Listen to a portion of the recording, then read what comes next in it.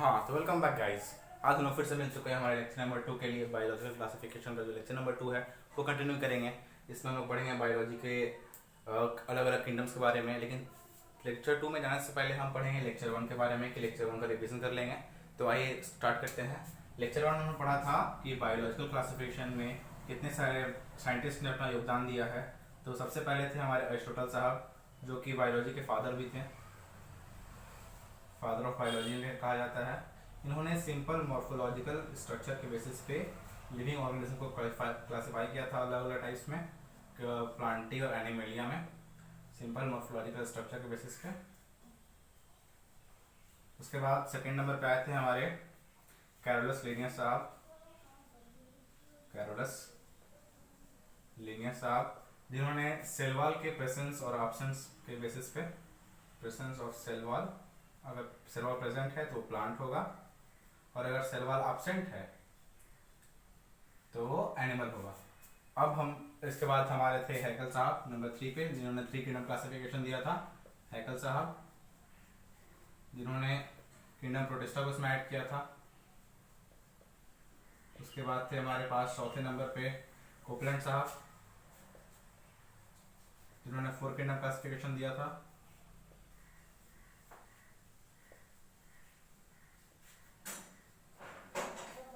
इसमें प्रोटिस्टा और मोनेरा दोनों को ऐड किया था उन्होंने। प्रोटिस्टा तो पहले से था, मोनेरा को उसमें उन्होंने ऐड किया था। फिर हमारे पास फिफ्थ नंबर पे आते हैं आर एच विटेकर साहब, जो कि 5 किंगडम क्लासिफिकेशन उन्होंने दिया था। उसमें 1969 में उन्होंने 5 किंगडम क्लासिफिकेशन दिया था, जिसमें उन्होंने किंगडम मोनेरा को प्रोटिस्टा, फंजाई, प्लांटी और एनिमेलिया 5 किंगडम को इन्होंने रखा था। नंबर 6 पे थे हमारे कार्ल वोस लिने साहब, कार्ल वोस लिने, जिन्होंने 6 किंगडम क्लासिफिकेशन दिया था।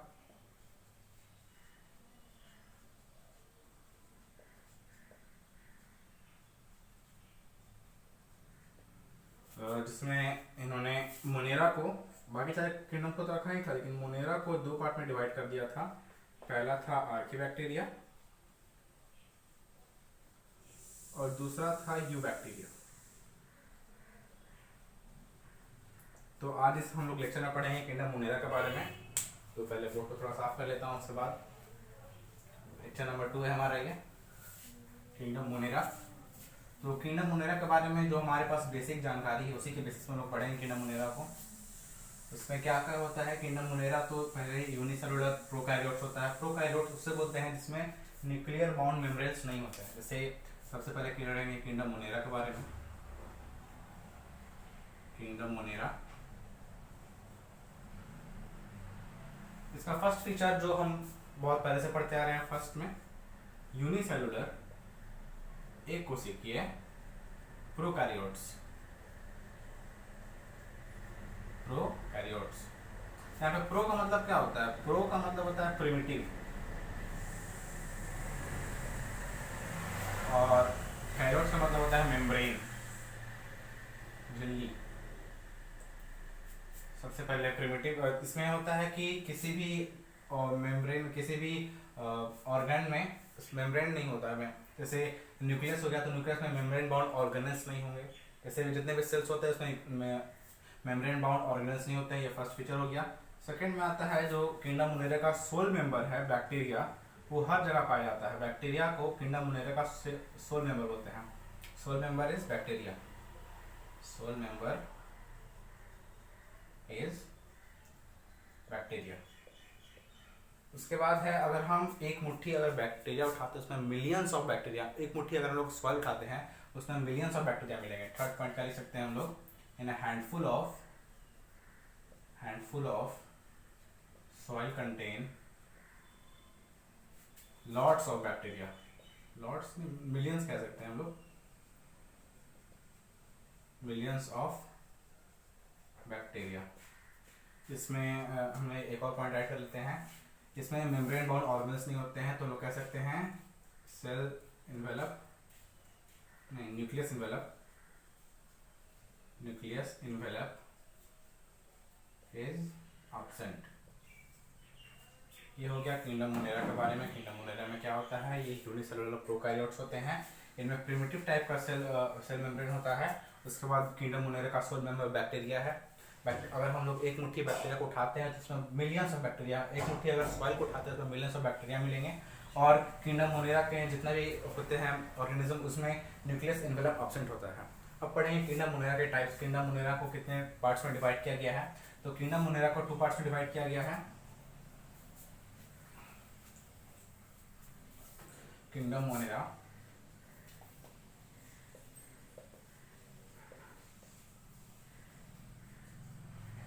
is divided into 2 types। पहला कौन सा, जो कार्ल लुईस लिने साहब ने क्लासिफाई किया था वही है। पहला क्या था, आर्किबैक्टीरिया,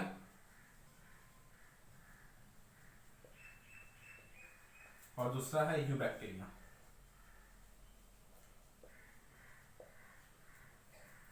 तो आर्किबैक्टीरिया में क्या होता है, आर्किबैक्टीरिया के बारे में पहले पढ़ेंगे। तो आर्किबैक्टीरिया को एक्सट्रीमोफाइल्स कहा जाता है क्योंकि इसका जो सेल वॉल होता है आर्किबैक्टीरिया का बहुत ही स्ट्रांग होता है।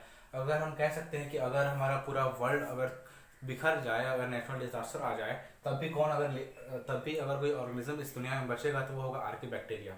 ओके, इसको इसके कारण due to strong cell wall, due to strong cell wall, it can survive in extreme conditions।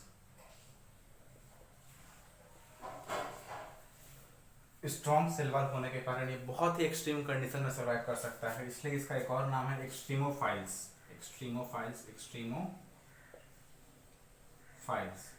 Okay, अब आर्किबैक्टीरिया को भी 3 पार्ट में डिवाइड किया गया है इनके सर्वाइविंग के बेसिस पे। सबसे पहला आता है हेलोफाइल्स, जो कि नाम से ही पता चल रहा है कि सॉल्टी एरियाज में होगा।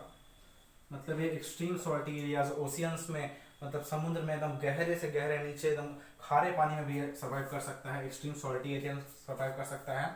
सेकेंड में आता है thermo acidophiles. Thermo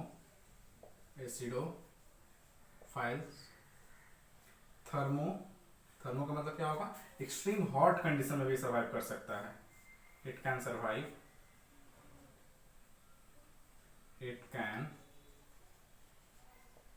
survive in extreme hot conditions.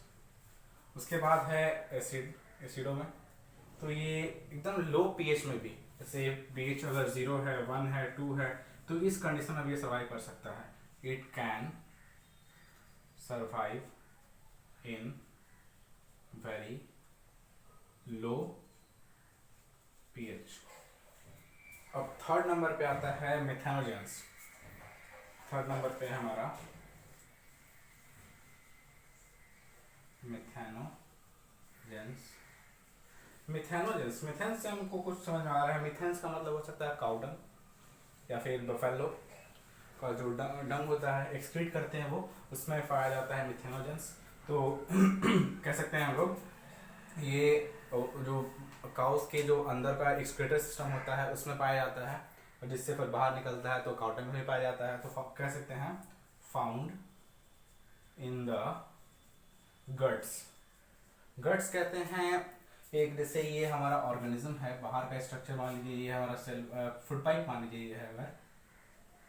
अगर ये फूड पाइप है तो ये बाहर वाला स्ट्रक्चर है ये कहलाएगा फूड पाइप, और ये जो अंदर का जो लेयर है, ये जो अंदर का लेयर है, ये जो सटा रहता है इसमें, ये जो अंदर वाला लेयर है, ये वाला लेयर, ये लेयर, इसी को बोलते हैं गट। तो कहेंगे found in the guts of cows and buffaloes. ठीक है, ये तो एक्सट्रीम कंडीशंस के बेसिस पे क्लासिफाई कर लिया हम लोगों ने। अब क्लासिफाई करेंगे बैक्टीरिया को सेकेंड नंबर वाले यूबैक्टीरिया को क्लासिफाई करेंगे। ये आर्किबैक्टीरिया तो क्लासिफाई हो चुका है हमारा। अब सेकेंड नंबर पे आता है यू बैक्टीरिया। तो यू बैक्टीरिया को ट्रू बैक्टीरिया कहा जाता है, क्योंकि जितने भी क्वेश्चंस आते हैं मेनली अगर क्वेश्चंस अगर आ रहे हैं तो उसमें स्ट्रिक्टली हिंट क्या रहता है कि ये क्वेश्चन है आपके आर्की बैक्टीरिया से, तो उसमें लिखा हुआ होगा कि ये क्वेश्चन आर्की बैक्टीरिया से आया है। और अगर कहीं क्वेश्चन अगर हिंट नहीं किया हुआ है तो आप समझिएगा को क्वेश्चन यू बैक्टीरिया के द्वारा पूछा गया है, क्योंकि यू बैक्टीरिया बहुत ही मोस्टली पाया जाता है। लिखेंगे यू बैक्टीरिया, यू का मतलब होता है ट्रू और बैक्टीरिया का मतलब तो समझ ही रहे हैं सब, ठीक है।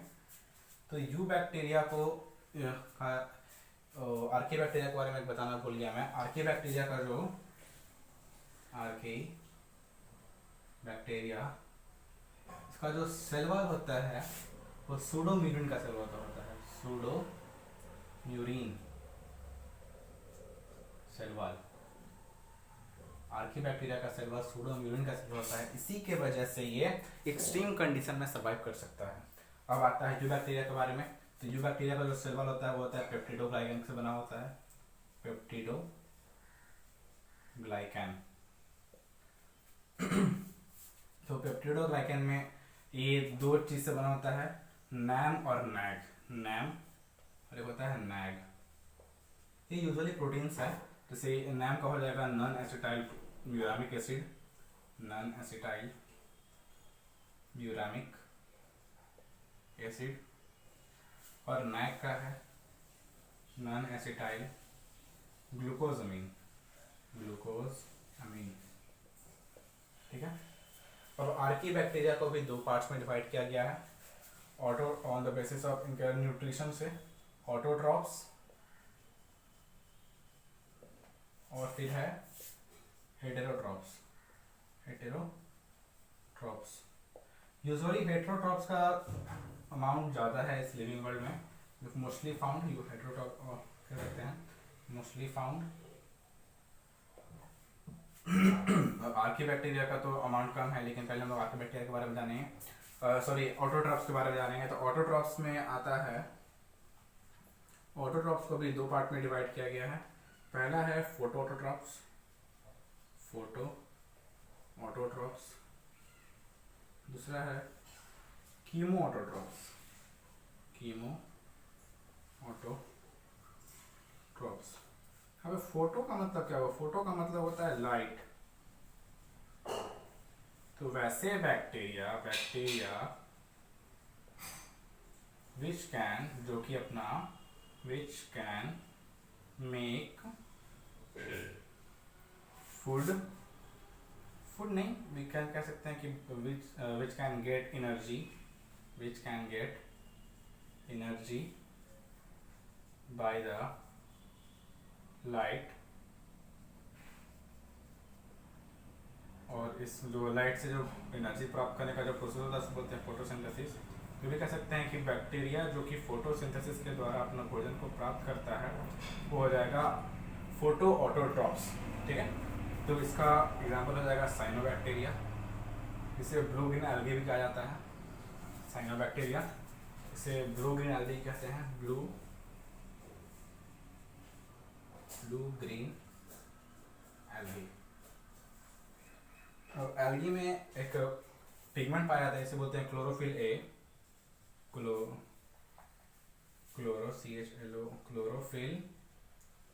ए, जो कि हायर प्लांट पाया जाता है। तो इससे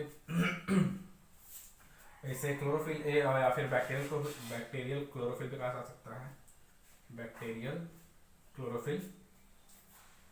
और एल्गी का साइनोबैक्टीरिया को ब्लू ग्रीन एल्गी भी कहा जाता है। और जब एल्गी एक साथ बहुत सारे कनेक्ट हो जाते हैं, बहुत सारे उनका झुंड बनता है, तो उसे कहते हैं algae Bloom, algae Bloom.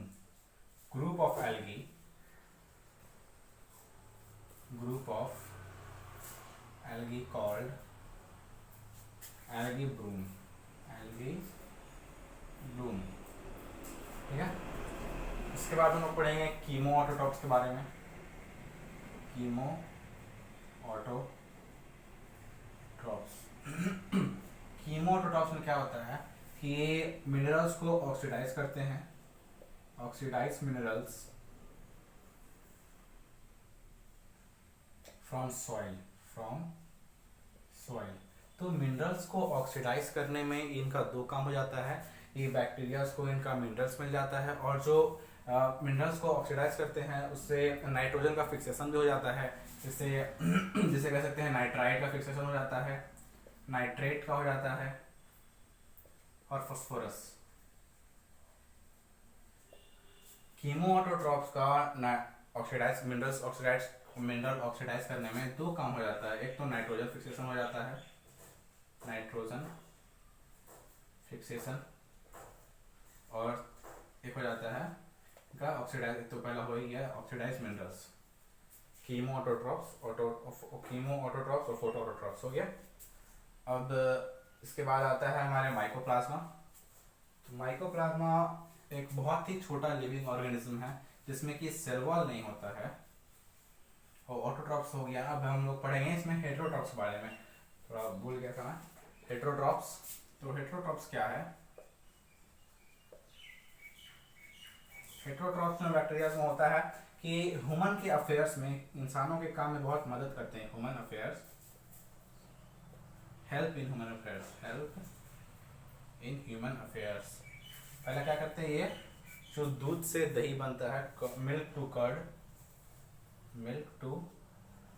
Curd, पहला काम करते हैं। सेकेंड में ये भी करते हैं नाइट्रोजन फिक्सेशन, जिससे प्लांट्स को मिनरल्स मिलता है, नाइट्रोजन फिक्सेशन। और थर्ड में ये पैथोजेंस का काम करते हैं, यानी कि डिजीज कॉज करते हैं। तो कौन कौन सा डिजीज कॉज करते हैं, इसका एक मैंने शॉर्ट ट्रिक बनाया है, CT। तो अच्छा सा लिखा गया, CT। सी से हो जाएगा कोलेरा, T से टाइफॉइड, C से सिट्रस कैंकर, और फिर T से टेटनस। फोटो ऑटोट्रॉप्स जो है अपना फोजन on the presence of light में बनाते हैं। कीमोऑटोट्रॉप्स मिनरल्स को ऑक्सीडाइज करते हैं। और फिर हेटेरोट्रॉप्स जो होते हैं मोस्टली फाउंड होते हैं हेटेरोट्रॉप्स, जो कि ह्यूमन अफेयर्स में बहुत काम आते हैं। मिल्क से कर्ड बनाते हैं, नाइट्रोजन फिक्सेशन करते हैं, पैथोजेंस का काम करते हैं, जो कि डिजीज कॉज करता है। कौन सा डिजीज कॉज करता है? CT एक शॉर्ट फॉर्म है, कोलेरा, टाइफाइड, सिट्रस कैंकर और टेटनस। हो गया। अब इसके बाद पढ़ेंगे तो माइकोप्लाज्मा के बारे में। माइकोप्लाज्मा जो कि बहुत छोटा लिविंग ऑर्गेनिज्म है, जिसमें सेल वॉल नहीं होता है। माइकोप्लाज्मा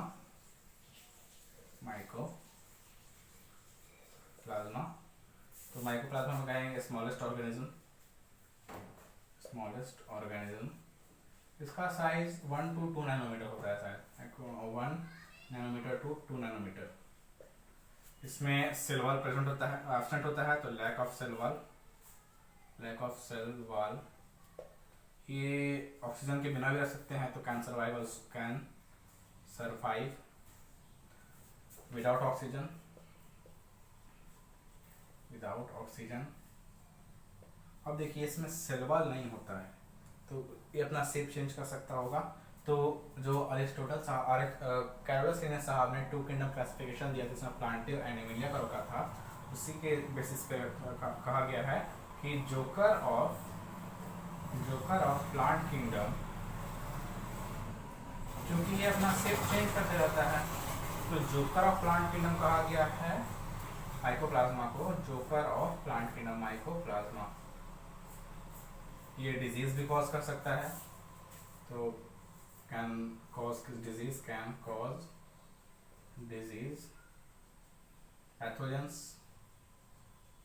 पैथोजेनिक है। तो कौन कौन सा डिजीज कॉज कर सकता है?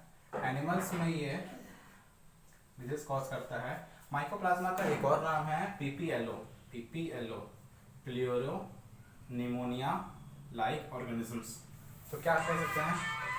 प्लूरोनिमोनिया लाइक ऑर्गेनिज्म में ये होगा, निमोनिया कॉज करेगा, निमोनिया। और सेकेंड पे है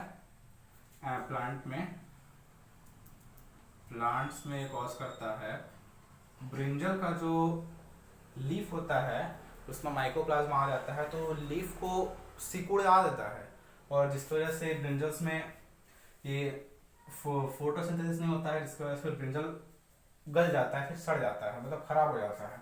तो कह सकते हैं कैन नहीं, आप लिख लीजिएगा ब्रिंजल्स के जो पत्ते होते हैं उनको सिकुड़ा देता है, ऐसे पत्ते हैं ब्रिंजल्स के।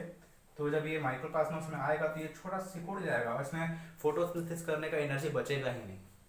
तो ये मोनेरा का पूरा क्लियर हो गया है। इसके बाद पढ़ेंगे हम लोग किंगडम प्रोटिस्टा के बारे में, तो उसके लिए बने रहे हमारे साथ।